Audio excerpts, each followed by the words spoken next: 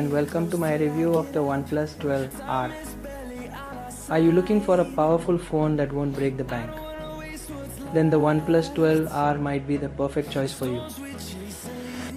Packed with the latest Snapdragon processor and a massive 5500 mAh battery, this phone can handle anything you throw at it, from multitasking apps to playing graphics-intensive games.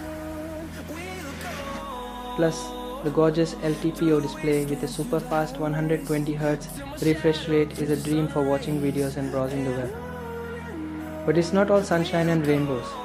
The camera system, while good in well-lit environments, struggles a bit in low light. Additionally, the curved display might not be for everyone, and the lack of a headphone jack might be a deal breaker for some users. So, is the OnePlus 12R the right phone for you?